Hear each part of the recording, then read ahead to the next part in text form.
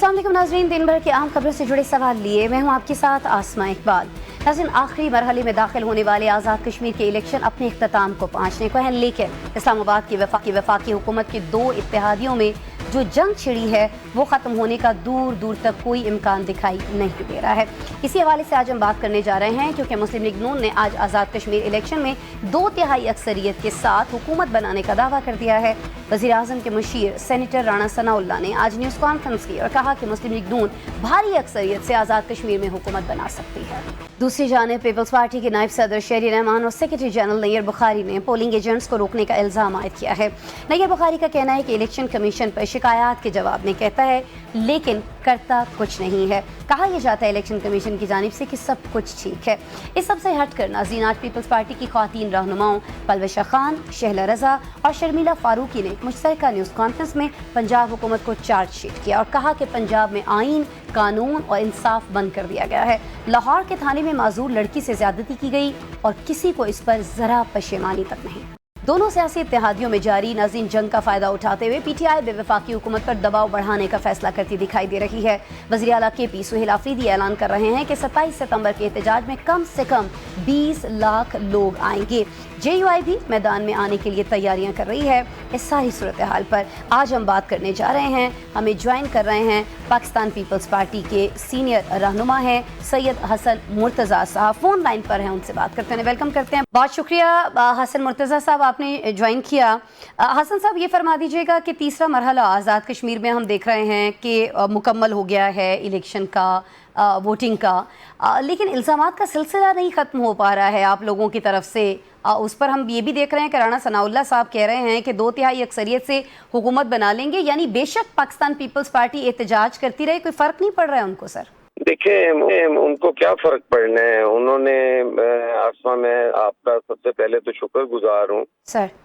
देखें, उन्हें क्या फ़र्क पड़ना है जो खुद फॉर्म 47 पे हैं और जिनके खिलाफ इंतखाबी उज़रदारियाँ अदालतों में मौजूद हैं, ट्रिब्यूनल्स के सामने हैं और उन पे कोई सुनवाई नहीं हो रही, कोई तारीख नहीं आ रही, कोई उसके रिजल्ट्स नहीं आ रहे, तो उन्हें इस इलेक्शन में करने में क्या आर थी। तो ये महज एक इलेक्शन नहीं है, या इसके असरात जो हैं वो महज एक हुकूमत की हद तक नहीं है। इंटरनेशनली आप देखें तो हमारा जो कश्मीर का मुकदमा है वो कहाँ पे खड़ा है। अच्छा, जब इस तरह की गुफ्तगू होती है ना हसन मुर्तज़ा साहब, तो फिर नून लीग के लोगों से जब हम बात करते हैं, उनके सामने आपका जब मौक़िफ़ आता है तो वो कहते हैं कि देखिए जी, इनको अपना मफाद, अपना इलेक्शन, अपनी सीटें इतनी अजीज़ हैं कि ये कश्मीर को मकबूजा कश्मीर से मिलाकर अपनी भड़ास निकालने के लिए मुल्की मफाद को कुर्बान कर देते हैं। सर, एक तो इसका जवाब दे दीजिएगा। दूसरा ये फरमा दीजिएगा कि राणा सनाउल्लाह साहब ने ये पेशगोई की है कि जो लोग उल्टी गिनती गिन रहे थे वो सीधे हो जाएंगे। आपके हवाले से ज़ाहिर है बिलावल साहब ने ये बयान दिया था, वो ये कह रहे हैं कि पाकिस्तान पीपल्स पार्टी जो है वो पुरानी तनख्वाह पर ही काम करेगी, यानी आपके साथ कुछ भी कर लें कोई रिएक्शन नहीं आने वाला आपका। नहीं, देखें, आपके दो सवाल हैं। जो पहला आपका सवाल है, तो पाकिस्तान पीपल्स पार्टी की तो बुनियाद ही कश्मीर इशू पे रखी गई और फिर कश्मीर के अंदर जो पीपल्स पार्टी के काम और पीपल्स पार्टी के स्टेक मौजूद हैं वो तो किसी पॉलिटिकल पार्टी के नहीं है। तो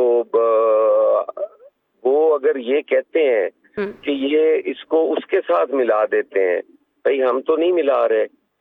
हम तो ये कह रहे हैं कि हमारा मुकदमा कमजोर होगा अगर आप उस जैसे हालात यहाँ पैदा करेंगे। तो पैदा करने वाले तो आप हैं, आप ना पैदा करें तो हम उस पर बात ही ना करें। तो हम मिलाने का कौन सा उसमें क्या मकसद है मिलाने का। भाई, हमें अपनी सीटें अजीज नहीं है, हमने तो अपनी सीटें इस मुल्क पे कुर्बान की हैं। हमने किसी जगह भी ना हमने ये नहीं किया कि हमने किसी भी हवाले से ये किया हो कि पाकिस्तान पीपल्स पार्टी फर्स्ट है और पाकिस्तान बाद में है। आप हमारा 2008 से 13 तक देख ले, हमने कितना नुकसान बर्दाश्त किया। वो पाकिस्तान पहले फर्स्ट था ना, पीपल्स पार्टी सेकंड थी। جس پہ ہمیں نقصان بھی ہوا، پولیٹیکلی بھی ہوا، اور چیزیں بھی جو ہیں وہ ہم نے اپنی وہ سپیس کھو دی جو ہماری پنجاب کے اندر تھی. جب دھاندلی ہوئی اگر کچھ آپ اور نہیں کر سکے تو بوائیکاٹ تو کر سکتے تھے نا، کیونکہ پی پی کے آزاد کشمیر کے حوالے سے بات ہوتی ہے تو کہا جاتا ہے کہ جعلی الیکشن ہے، تو پھر تو سر حسن صاحب ایوان بھی جعلی ہوا نا، تو پھر اس جعلی ایوان میں پاکستان پیپلز پارٹی کا اپوزیشن بینچوں پر بیٹھنا صحیح ہوگا، لگتا ہے آپ کو یہ؟ دیکھیں ہم نے تھوڑا سا میرا جواب تفصیل سے ہوگا، سر ٹائم دیجیے گا. سر دیکھیں آسما، ہم نے کبھی بھی اس ایوان کو جیلی نہیں کہا. اس میں دھاندلی شدہ الیکشنز ہوئے، اچھا، ہم نے ان کے بھی تحفظات کے ساتھ ریزلٹس قبول کیے، صرف اس لیے کیے کہ پاکستان پیپلز پارٹی کی صرف جدوجہد ہے آمریت ختم کر کے جب بحالی جمہوریت ہوتی ہے. آپ ضیاء کا دور دیکھ لیں، آپ ایوب کا دور دیکھ لیں، آپ یحییٰ کا دور دیکھ لیں، آپ مشرف کا دور دیکھ لیں، جب آمریت کا خاتمہ ہوا ہے تو پیپلز پارٹی کی جدوجہد سے ہوا ہے. پیپلز پارٹی اس میں وکٹم بھی رہی ہے. پیپلز پارٹی پہ ظلم، تشدد، جبر، بم دھماکے، قلعے، پھانسیاں، کوڑے، یہ سب پیپلز پارٹی برداشت کرتی رہی ہے. ہماری لیڈرشپ سے لے کے عام کارکن تک ہزاروں لوگ ہمارے شہید ہوئے ہیں. ان کا تو کبھی ایکسیڈنٹ میں بھی کوئی نہیں مرا. یہ جو ہمارے سے مقابلہ کرتے ہیں اور کہتے ہیں ان کی اسی تنخواہ پہ کام کریں گے، اور یہ سارے وہ لوگ ہیں جن کو ہم لوگوں نے، ان کی گرومنگ ہم نے کی. یہ ہماری سیاسی نرسری میں پل کے 3 4 دفعہ ایم پی ایم این اے بن کے آج ان کو دیکھو تو وہ اقتدار کی مسند پہ بیٹھ کے پیپلز پارٹی کو کوس رہے ہوتے ہیں. اس طرح حالات نہیں ہیں جو یہ بتا رہے ہیں. پیپلز پارٹی کی قربانیاں ہیں، پیپلز پارٹی کی جدوجہد ہے. اس طرح یہ کہتے ہیں کہ یہ پرانی تنخواہ پہ کام کریں گے. اچھا، اب تو یہ کہتے ہیں نا الٹی گنتی سیدھی ہو جائے گی، اب ہم ان کو سیدھے ہو جائیں گے. نہیں تو یہ گنتی ابھی بھی جاری ہے یا ایوانی صدر سے روک لیا گیا ہے اس کو؟ یہ بھی بتا دیں حسن صاحب. نہیں کوئی ایسی نہیں ہے، نہ ہم نے وہ گنتی سٹارٹ کی ہے. گنتی بھی سٹارٹ ان کی اپنی حرکتوں کی وجہ سے ہے. اچھا، چیئرمین بلاول نے جب دیکھا کہ وہ ایک ویژنری آدمی ہے، اس کی ساری خاندان اس پہ قربان ہوا ہے اس جمہوریت کے لیے. وہ دیکھ رہا ہے کہ کل کو کیا ہونے جا رہا ہے. آج ان کے اپنی کیبنٹ سے لوگ اٹھ کے کہہ رہے ہیں جی کہ یہاں پہ تو سسٹم کولیپس کر گیا ہے، یہاں پہ تو صوبوں کی ضرورت ہے، یہاں پہ تو ایڈمنسٹریٹو یونٹس کی ضرورت ہے. یہ چیزیں ان کی کیبنٹ سے اٹھ رہی ہیں، ہماری کیبنٹ سے تو یہ بات نہیں ہو رہی. اچھا، آپ کی طرف سے جو بات ہو رہی ہے وہ ہو رہی ہے ایک تو الیکشنز میں دھاندلی کو لے کر، دوسرا پنجاب میں آپ کو کچھ صحیح نہیں لگ رہے ہیں معاملات. آپ نے پوری پنجاب حکومت کو آج حسن صاحب پاکستان پیپلز پارٹی نے چارج شیٹ کر دی ہے. یہ جو مشترکہ پریس کانفرنس ہوئی ہے آپ کی خواتین رہنماؤں کی، انہوں نے کہا ہے کہ پنجاب میں کہیں آئین دکھائی نہیں دیتا، قانون دکھائی نہیں دیتا، انصاف کا راستہ بند کر دیا گیا ہے. لاہور میں معذور لڑکی کے ساتھ زیادتی ہوئی ہے، کسی کو پشیمانی نہیں ہے. تو عورتوں کے حقوق کو لے کر بھی آپ لوگ اب بات کر رہے ہیں، اس کی کیا وجہ ہوئی؟ کیونکہ کراچی میں بھی تو بہت سارے واقعات اس طرح سے ہو رہے ہیں. ابھی جو ایک میر رضا نامی جوان کا مرڈر ہے، اس کو لے کر بھی بڑی ساری تنقید ہو رہی ہے. تو پھر ایسے وقت میں پنجاب حکومت کو لے کر ایسے واقعات پہ تنقید کرنا حسن صاحب کیوں ضروری ہو گیا؟ دیکھیں یہ ہمارا رائٹ نہیں ہے. پنجاب میں ہم رہتے ہیں، میں پنجاب کا ٹیکس پیئر نہیں ہوں. کیا مجھے کوئی حق نہیں ہے پوچھنے کا کہ یہاں میں تھانوں میں ایکسٹرا جوڈیشل کلنگز ہو رہی ہیں؟ کیا یہ میرا حق نہیں ہے یہ بات کرنے کا؟ اور پاکستان پیپلز پارٹی پہلی جماعت ہے جس نے خواتین کے حقوق کے لیے بات کی. محترمہ بینظیر بھٹو شہید سے زیادہ بڑی دنیا میں کون سی لیڈر ہوگی جس نے خواتین کے حقوق کی بات کی؟ تو یہ کوئی پیپلز پارٹی کے لیے نئی بات نہیں ہے. ہاں اگر سندھ میں کوئی مرتا ہے وہ بھی ظلم ہے، وہ بھی قابل مذمت ہے، اس پہ بھی قرار واقعہ جو ملزمان ملوث ہوں ان کو سزا ملنی چاہیے. لاہور کے اندر بھی جو ہو ان کو بھی ملنی چاہیے. آئین اور قانون میں رہ کے سارے صوبوں کو چلنا چاہیے. یہ فیڈریٹنگ یونٹ ہے، Sindh P M L N کے لیے کھلا ہے، پنجاب ہمارے لیے کھلا ہے. یہ کوئی نو گو ایریاز تھوڑی ہیں. ہم سارے سیاسی لوگ ہیں, ہمارے آپس میں کوئی ذاتی اختلافات تو نہیں ہے. ٹھیک ہے, ہمارے تو نظریاتی سیاسی لڑائی ہے, اختلاف رائے ہے, وہ بات سے ہر آدمی کو حق ہے کہ ٹھیک وہ ہے, اس کا لیکن اظہار کر سکے. فاصلے بہت بڑھتے ہوئے دکھائی دیتے ہیں, خاص طور پر ان 2 الیکشنز کے بعد حسن صاحب آپ میں اور نون لیگ میں, اور اگر ورکنگ ریلیشن شپ اسی طرح کی رہی تو کیا یہ جو نئے صوبوں یا انتظامی یونٹس کے حوالے سے بات ہونی ہے آپ میں, یہ بات اس طرح سے ہو پائے گی جیسے ہونی چاہیے 2 اتحادیوں کے اندر, سپورٹرز کے اندر؟ دوسرا یہ فرما دیجیے گا کہ پی ٹی آئی نے فائنل کال دے دی ہے, 20 لاکھ افراد کے ساتھ وہ اسلام آباد کی طرف مارچ کر رہے ہوں گے. آپ کی کسی میٹنگ میں یہ ڈسکس ہوا ہے؟ آپ بڑے قریب ہیں جو آپ کے رہنما ہیں, ان سے کسی بیٹھک میں کوئی بات ہوئی ہو, کچھ ڈسکس ہوا ہو کہ آپ کا سٹینڈ کیا رہے گا سارے اس معاملے کے اندر؟ دیکھیں, ہمارا تو پی ٹی آئی سے نظریاتی سیاسی اختلاف ہے, ہمارا ان سے ذاتی کوئی اختلاف نہیں ہے. اچھا. نہ ہم یہ چاہتے ہیں کہ خان کو بلا وجہ آئین اور قانون کے مطابق اس کے ساتھ ہونا چاہیے, اس کی ملاقاتیں بھی ہوں, اس کی جو چیزیں ہیں جو ایک عام قیدی کو حاصل ہیں حقوق, وہ اس کو بھی ہونے چاہیے. اچھا. اس کے ساتھ بھی انصاف ہونا چاہیے, کیوں نہ انصاف ہو اس کے ساتھ. اور ہمیں تو وہ ایشو کوئی نہیں ہے کہ ہماری ذات کا کوئی ان سے مسئلہ ہے. ٹی ایم ایل این نے اس کو اپنی ذاتیات بنایا ہوا ہے, اس کا وہی جواب دے سکتے ہیں کہ انہوں نے کیوں بنایا ہوا ہے, کیا وجہ ہے, کس لیے کیا ہوا ہے. ٹھیک ہو گیا. حسن صاحب, آئی وش آپ کسی روز اسٹوڈیوز میں تشریف لائیں تو آپ سے پورا ایک جو ہے ہم پورا شو آپ کے ساتھ کر رہے ہوں. آج آپ نے وقت نکالا, آئی نو آپ ٹریول کر رہے تھے, پھر بھی ہمارے ساتھ موجود رہے, بہت شکریہ اس کے لیے. حسن مرتضیٰ صاحب ہمارے ساتھ موجود تھے, ان کی گفتگو آپ نے سنی. پروگرام میں ایک بریک شامل کرتے ہیں, بریک کے بعد ملیے ہم سے.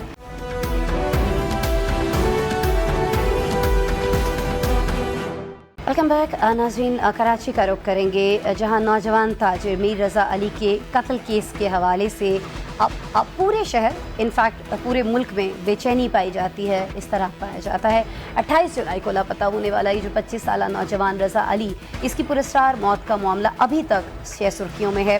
پہلے پوسٹ مارٹم سے لے کر دوسرے پوسٹ مارٹم تک صرف یہ معلوم ہو سکا ہے کہ 25 سالہ سیلف میڈ نوجوان کو نہایت بے دردی سے ٹارچر کے بعد قتل کیا گیا. ذرائع کہہ رہے ہیں کہ مقتول کے معدے میں تیزاب کی موجودگی کے آثار بھی ملے ہیں, جبکہ علی رضا کے ہاتھوں اور پیروں پر بھی تیزاب سے جلائے جانے کے واضح اثرات پائے گئے ہیں. ذرائع کا کہنا یہ بھی ہے کہ مقتول کی شرٹ پر کسی دوسرے شخص کے پسینے کے نشانات ملے ہیں, لیکن ابھی یہ کنفرم نہیں ہو پایا ہے. اور اس ساری چیزوں سے واقعے میں دیگر افراد کے براہ راست موجودگی کا البتہ شک جو ہے وہ مزید مضبوط ہو گیا ہے. اسی سارے معاملے پر جی ہم بات کرنے جا رہے ہیں. رضا علی کے مرڈر کو لے کر ان کی فیملی کے جو وکیل ہیں, انتہائی معتبر سماجی کارکن ہیں, جبران ناصر صاحب ہمیں جوائن کیے ہوئے ہیں, ان سے اس بارے میں جان لیتے ہیں. بہت شکریہ جبران ناصر صاحب, آپ نے مجھے جوائن کیا. جبران ناصر صاحب, ابھی تک ہم یہ سمجھ نہیں پا رہے ہیں, ایک تو جو چیزیں سامنے آئی ہیں جو ہم نے ابتدائیے میں رکھی ہیں اور جو چیزیں اب تک رپورٹ ہو رہی ہیں, یہ بہت ہوش ربا ہیں اگر کہا جائے. سر یہ فرما دیجیے گا کہ وہ کون ہے جو اس قتل کو خودکشی قرار دینے کے پیچھے پڑا ہے؟ دیکھیے, یہ تو میں پھر آ کر کوئی جواب آپ کو بیٹھ کے دوں گا تو وہ کیا سرائی اور اسپیکولیشن ہوگی, اور میرے خیال میں وہ میری طرف سے بطور مدعی کے وکیل ذمہ داری کا مظاہرہ نہیں ہوگا. ہم صرف یہ کہہ سکتے ہیں کہ اگر قانون کے اندر تفتیش کا ایک لائے عمل ہے تو وہ لائے عمل کیوں نہیں اپنایا جا رہا تھا. اگر قانون کہہ چکا ہے, سپریم کورٹ کہہ چکا ہے زہرا بی بی کیس میں کہ سچ کی تلاش میں اور حقیقت کی تلاش میں تحقیق ہوتی ہے اور تمام ایسپیکٹس دیکھے جاتے ہیں اور اوپن مائنڈ کے ساتھ دیکھے جاتے ہیں, اور اسی کے تحت ہمارے پولیس رولز جو ہیں وہ پولیس کو امپاور بھی کرتے ہیں, تو پھر پولیس اپنی ہی اختیارات پراپرلی کیوں نہیں استعمال کر رہی تھی اور پھر انویسٹیگیشن کیوں نہیں کر رہی تھی؟ اب یہ کس وجہ سے تھی؟ کیا یہ اس وجہ سے کہ یہ غافل تھے, یہ لاپرواہ تھے, یا یہ بے حس تھے کہ ایک نوجوان چلا گیا ہے, اس کی کیا آئیڈینٹی ہے, اس کی کیا حقیقت ہے, اس کے پیچھے کون اسباب ہے اس کی موت کے, یا یہ کوئی میلا فیڈے تھا کہ یہ کسی کے دباؤ میں یہ کر رہے تھے؟ یہ اس کا جواب تو جی حکومت دے گی. ہم تو کل بھی صرف صاف تفتیش چاہ رہے تھے بغیر رکاوٹ کے, اور آج بھی صاف شفاف تفتیش چاہ رہے ہیں بغیر کسی سیاسی رکاوٹ یا دباؤ کے. تو جبران صاحب, آپ نے یہ بھی فرمایا ہے کہ پیپلز پارٹی کی جو سندھ حکومت ہے آپ کو اس سے کوئی امید نہیں ہے, تو سر پھر یہ فرما دیجیے گا کہ جب اسی سندھ حکومت کے ماتحت پولیس جو تفتیش کر رہی ہے اس پر اعتماد کیسے کیا جا سکتا ہے؟ بہت سارے سوالات ہیں, خود جو پہلے تفتیش ہوئی اس میں بھی اور ابھی جو تفتیش ہو رہی ہے کیا اس پر بھی سوالات ہیں یا ابھی جو چیز چل رہی ہے اس سے آپ کسی حد تک مطمئن ہیں؟ دیکھیے سندھ حکومت جو اپنے out of the ordinary extra ordinary measures لے رہی ہے نا، جو کابینہ فیصلے کر رہی ہے، جو سیکرٹری لیول کے اوپر فیصلے ہو رہے ہیں، ان پہ ہمیں سوال ہے۔ ویسے آپ نے بالکل صحیح کہا کہ جہاں آپ کہہ رہی ہیں کہ جی پولیس سندھ حکومت کے ماتحت ہے، تو آپ کو پتا ہونا چاہیے کراچی پولیس سرجن بھی سندھ حکومت کے ماتحت ہیں، یہ اسپیشل میڈیکل بورڈ کے تمام افسران بھی سندھ حکومت کے ماتحت تھے، مگر انہوں نے کر دیا نا اپنا کام۔ آنےسٹ آفیسرز ہوتے ہیں، وہ اپنی ڈیوٹی اپنی پاورز جانتے ہیں، وہ غیر ضروری فون نہیں اٹھاتے اور وہ اپنا کام کرتے ہیں۔ اسی طریقے سے میں امید ہے کہ پولیس میں بھی ایسے افسر ہوں گے، مگر یہ جو ایکسٹرا آرڈنری میجرز ہیں کہ رات کے اندھیرے میں میڈیکل بورڈ تبدیل کر دیں، یا اگر بالکل ایک نئی انویسٹیگیشن کمیٹی بنی ہی ہے، ان سے ہماری ملاقات بھی نہیں ہوئی، تو ہم نے کہا کہ نہیں جی سب چھوڑیں، ہائی کورٹ کا جج بیٹھ کے اب کرے گا۔ آپ ہائی کورٹ کے جج کی بات یا جوڈیشل کمیشن کی بات اس لیے کر رہے تھے کہ ایک بار دیکھیں میڈم، آپ بھی جانتی ہیں کہ اگر ایک جج صاحب تحقیق کرنے لگ گئے تو آپ تو پھر ٹیلی ویژن پہ روز سوال نہیں کر سکتی نا کہ تحقیق کا کیا ہو رہا ہے، کیونکہ پھر تو وہ معزز جج صاحب ہوں گے، پھر کنٹمپٹ آف کورٹ ہوگا، تو وہ تو چھپنا چاہ رہی۔ پھر تو اس کا مطلب ہے کہ اس انویسٹیگیشن کے اوپر جو انالیسس جو ڈسکشن ہے، جو پبلک اسکروٹنی ہے، اس کو دبا دیا جائے اور کسی طریقے سے آڑ لے کے چھپ جایا جائے اس کے اپنی جوڈیشل کمیشن کے پیچھے، اور کل کو اگر کچھ نہ نکلے کسی کی غفلت یا کرپشن کی وجہ سے، تو الزام بھی سارا جوڈیشری پہ ڈال کے اس جج کو اسکینڈلائز کیا جائے۔ ارے سر بہت ساری چیزیں ہو رہی ہیں، لیکن ضیاء النجار صاحب جو ہیں وہ خود فیملی کے پاس آئے، تو ان کی آمد سے ابھی کچھ تسلی نہیں ہو پا رہی ہے کہ سندھ حکومت جو ہے اس کیس کو بہت سنجیدگی سے اب لے گی؟ میڈیا کا بھی پریشر ہے، اور خاص طور پر جس طرح سے آپ نے، ظاہر ہے آپ کا تو سماجی خدمت میں آلریڈی بہت بڑا نام ہے، ہم سب آپ کی جو خدمات ہیں اس معاشرے کے لیے اس کے معترف ہیں جبران صاحب، اور جس طرح سے آپ اس معاملے کو لے کر چل رہے ہیں، آپ کو تو سلیوٹ ہم کرتے ہیں اس پر پیش نا، کیونکہ ہم بھی بہت سارے لوگ ہم میں سے سمجھ بیٹھے تھے کہ شاید اس بچے نے خودکشی کی ہے پیسوں کے پریشر سے یا لون کے پریشر سے، لیکن آپ نے اب اس معاملے کو اٹھایا، اور جس طرح سے اٹھایا اس کے بعد کچھ نہ کچھ سنجیدگی تو دکھائی دے رہی ہے نا جبران صاحب اس معاملے میں، یا ابھی بھی آپ نہیں ہیں مطمئن پوری طرح؟ دیکھیں جی، میں نے جس طرح سے جس معاملے کو اٹھایا اس کی وجہ سے سنجیدگی نہیں ہے۔ آپ اس وقت پرائم ٹائم پہ بیٹھ کے اس ٹاپک کو کور کر رہی ہیں، سینکڑوں اور ہزاروں کی تعداد کے اندر نوجوان جو ہے وہ کراچی کی سڑکوں پہ روز پروٹیسٹ کر رہے ہیں، لاکھوں کی تعداد کے اوپر اس کے اوپر سوشل میڈیا میں تبصرہ ہو رہا ہے، اور پھر میں کہوں گا کہ کچھ آنےسٹ افسرز نے اپنا کام ایمانداری سے کر دیا۔ یہ تمام، اور سب سے زیادہ ضروری جی، یہ کیس کوئی پیش نہیں ہے اگر والدین نہ کھڑے ہوں، اگر وہ ہمت ہار جائیں تو۔ ان کے ساتھ جو ہوا ہے، آپ مجھے بتائیے کہ اتنے سینئر لیول پہ جب ایسے فیصلے ہو رہے ہیں تفتیش کو روکنے کے لیے، تو ٹرسٹ ڈیفیسٹ کہاں جاتا ہے؟ تو کیا وہ گھر پہ ایک آمد سے ہو جائے گا؟ کیا ملک میں ترقی یا کوئی بھی کسی بھی قانون کا نفاذ یا جو بھی اپنی رسپانسبلٹی ہوم منسٹر کی، وہ کسی کے گھر پہ آمد سے پوری ہو جاتی ہے؟ نہیں جی، ہمارے قاتل پکڑیں، ان کو بے نقاب کریں۔ بڑا آسان موقع ہے سندھ حکومت کے بعد کہ یہ جو میں کی بحث ہے، میں کچھ نہیں ہوں جی، I'm just an ordinary lawyer, I'm not even a public office holder۔ میرے بیان پہ آپ کیوں توجہ دیتی ہے؟ سندھ حکومت سے میں ریکویسٹ کرتا ہوں، چھوڑ دیں، مجھے اگنور کریں۔ آپ بندہ پکڑ کے لے آئیے، اپنی انویسٹیگیشن ٹیم کو امپاور کیجئے، ایک ہفتے کے اندر اس کو بے نقاب کر دیجئے، جو قاتل ہے ہم سب آپ کے نعرے لگائیں گے اور گیت گائیں گے نا۔ آپ اپنا کام کر کے دکھا دیجئے، بتا دیجئے کہ کوئی پولیٹیکل انفلوئنس نہیں اور ہم بالکل آزاد ہیں، اور سندھ حکومت اتنی ٹیکنالوجی کے ساتھ اس امپاورڈ ہے اس پیپلز پارٹی کی حکومت کے اندر کہ وہ بڑے سے بڑے بااثر انسان کو بھی پتاؤ سے نکال کے لے کے آ سکتی ہے اگر وہ چھپا بیٹھا ہے تو۔ Prove us wrong. صحیح، I will happily admit we are wrong. آپ بالکل بجا فرما رہے ہیں جبران صاحب۔ یہ معاملہ اگر دیکھا جائے، اگر ایک جگہ کے اوپر کیمرہ موجود ہے، اس کی CCTV ساری نکل آئی ہے، تو وہ مکمل نکلنی چاہیے تھی۔ پہلے دن سے یہ بات کی جا رہی ہے، پھر آپ بھی جس طرح سے ایکٹیو ہوئے، جس طرح سے پیرنٹس نے ایک سٹینڈ لیا۔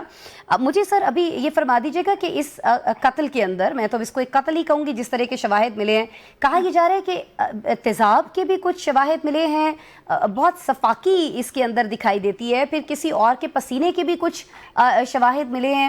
تو یہ سارے جو شواہد ہیں ابھی تک، میں چاہوں گی کہ ان کو اگر آپ ایک سمرائز کر کے ہمارے دیکھنے والے جو اس وقت سن رہے ہیں آپ کی یہ ساری گفتگو، وہ سمجھ پائیں کہ ہوا کیا تھا انفیکٹ اس رات، جو ابھی تک شواہد سے پتہ چل پایا ہے جبران ناصر صاحب۔ دیکھیے جی، پورے وثوق سے جو میں بات کر سکتا ہوں، میں میڈیکل بورڈ کی رپورٹ نے جو خلاصہ کیا اب تک اس پہ کر سکتا ہوں، جو کہ آفیشیلی سائن ہو کے ہمیں کاپی ریسیو ہوئی، اور وہ یہ ہے کہ اس کے جسم کے اندر سے کنجیلڈ کالا مواد ملا، جو کہ کوئی کیمیکل ہو یا نہ ہو یا کوئی غیر قدرتی مواد ہو، جس کو ٹیسٹنگ کے لیے بھیجا گیا ہے۔ جو یہ بات آ رہی ہے کہ شرٹ کے اوپر جو ہے وہ کسی کا پسینہ ملا ہے یا اس کے اوپر ایسڈ کے ٹریسز ملے ہیں، چونکہ اسکن کے اوپر بھی کافی عجیب سے کالے دھبے تھے، تو اسکن کے سیمپلز بھی گئے ہیں، سیٹرڈے کو دیے گئے تھے سیمپلز کے لیے، مگر جہاں تک شرٹ کی بات ہے تو جی وہ ابھی ہمیں میڈیا کے ذریعے سے پتا چل رہا ہے. کوئی رپورٹ میرے پاس آئی نہیں تو میں اس کے اوپر تبصرہ نہیں کرنا چاہوں گا, بٹ یہ ہے کہ جو رپورٹ ہے وہ انشاءاللہ جلد سامنے آئے, اور وہ خود ہی سائنٹیفک ٹیکنالوجی ہے جی, وہ اپنا خلاصہ خود ہی کرے گی. وہ اپنے آپ میں ثبوت ہوتا ہے, سائلنٹ وٹنس ہوتا ہے وہ, اور وہ بتا دیتا ہے کہ اس کے ساتھ کیا ہوا تھا مرنے والے کے ساتھ. تو اگر اس پہ کوئی ایویڈنس ہے تو ہمیں ہوپ کرتے ہیں کہ وہ سامنے آئے گا. بٹ ابھی جو ایک بڑا سوال کھڑا ہوا ہے جو میں نے دوپہر کو پریس کانفرنس سے بھی اٹھایا تھا اور جس کا جواب مجھے نہیں دیا, کہ جو سابقہ انویسٹیگیشن ٹیم ہے, میں موجودہ کی بات نہیں کر رہا, اس کے جو آئی او تھے شبیر لغاری صاحب, انہوں نے سیٹرڈے کو اسپیشل میڈیکل بورڈ سے جو اعضاء ہیں اور باقی جو اسکن سیمپلز ہیں یہ لیے تھے قبر کشائی کے بعد, اور یہ ان کو لیب میں جمع کرانے تھے. اور چلے سیٹرڈے سنڈے تو لیب بند ہوتی ہے, آج منڈے اختتام ہونے پہ آیا ہے اور ہم ان سے کنفرمیشن مانگ رہے ہیں کہ جی کیا آپ نے سیمپل جمع کرا دیے, تو اس کا کوئی میمو ہمیں دکھا دیجئے, اور ہم پیچھے پیچھے پھر رہے ہیں ان کے. یہ میں پرانی انویسٹیگیشن ٹیم کے آئی او صاحب کی بات کر رہا ہوں کہ ابھی تک ہمیں کنفرمیشن نہیں آئی ہے. لیکن آئی جی صاحب کہہ رہے ہیں کہ مس کمیونیکیشن تھی بہت ساری چیزوں پہ, اس لیے ابہام پیدا ہوا ہے. دیکھیے اگر آپ نے ساری گفتگو ٹیلی ویژن کے ذریعے ہی کرنی ہے اور انٹرویو کی وار کرنی ہے تو شاید ہو سکتا ہے اس وجہ سے مس کمیونیکیشن بیٹھی ہو. اگر آپ اپنے ارد گرد کے آفیسرز کی ایکسپرٹیز کو مانتے ہیں اور جانتے ہیں اور ان کو بیٹھ کے سنیں, کیونکہ 3 اگست دیکھیے 3 تاریخ کو ایک خط لکھا تھا پولیس سرجن نے, کہیں میڈیا پہ نہیں آیا تھا, ٹھیک ہے جی, ایس ایس پی ایسٹ کو, اور اس میں کہا تھا کہ آئی اسٹرانگلی ایڈوائز کہ آپ قبر کشائی کروائیے, پوسٹ مارٹم میں بہت خامیاں ہیں. جب اس پہ 24 گھنٹے کچھ نہیں ہوا, اور اس شو میں جو ویسے ہی سوال ہو رہے تھے والدین کر رہے تھے میڈیکل کے حوالے سے, تو اس پہ دعوت دی گئی ڈاکٹر سمیہ کو, تو انہوں نے وہ آفیشیل لیٹر لکھنے کے بعد کہا کہ جی میں اس حوالے سے لکھ چکی ہوں, میری بھی آبزرویشن ہے. اب اس سچ بیان کرنے کو جو ہے وہ آپ سندھ حکومت کی بدنامی بنا دیں. میرے لیے تو وہ پہلی بار ہوا کہ میرا دل چاہ کے میں اٹھ کے تالیاں بجاؤں سندھ حکومت کے لیے, کیونکہ ڈاکٹر سمیہ بھی تو سندھ حکومت کا ایک چہرہ ہے نا, جس نے اٹھ کے مانا کہ ہاں جی غلطی ہے, ٹھیک کرنے کی ضرورت ہے. میرے لیے سندھ حکومت کوئی خاندان تھوڑی ہے, کسی کے لیے ہوگا ایک خاندان سندھ کے اندر, واحد خاندان سندھ حکومت پوری, میرے لیے نہیں ہے. سارے آنےسٹ افسر میرے لیے سندھ حکومت ہے. جبران ناصر صاحب, ہیٹس آف ٹو یو, جس طرح سے سر آپ چیزوں کو لے کر چل رہے ہیں, اور ہمیں تو یہ سوچ بار بار ذہن میں آ رہی ہے, کم از کم میرے ذہن میں بھی, کہ کتنے ایسے کیسز ہوں گے مرڈر کیا گیا ہوگا اور جن کو خودکشی کہہ کر جو ہے فائلیں بند کر دی گئی ہوں گی, لیکن یہ فائل آپ نے بند نہیں ہونے دی. اس کے لیے ہم سب آپ کے مشکور ہیں جبران ناصر صاحب, خاص کر پہ جو کراچی کے لوگ ہیں, وہ پورے پاکستان کے لوگ ہیں. انفیکٹ بہت شکریہ جبران ناصر صاحب, آپ نے میرے پروگرام کے لیے وقت نکالا. عظیم جبران ناصر صاحب ہمارے ساتھ موجود تھے, جس پورے کیس کو وکیل کے طور پر بھی, سماجی کارکن کے طور پر بھی دیکھ رہے ہیں. گفتگو آپ نے سنی, کچھ چیزیں انہوں نے کہا کہ رپورٹ ہوئی ہیں, وہ انہوں نے کنفرم کی ہیں, کچھ چیزیں صرف میڈیا پر سرکولیٹ کر رہی ہیں, کنفرم نہیں ہو پائی ہیں. لیکن جو ہی کچھ مزید جو شواہد لیے گئے تھے, جو نمونے لیے گئے تھے, ان کی رپورٹ آئے گی تو اس پر ہم آپ کو ڈیٹیل میں آگاہ کرتے رہیں گے. بریک لے لیتے ہیں.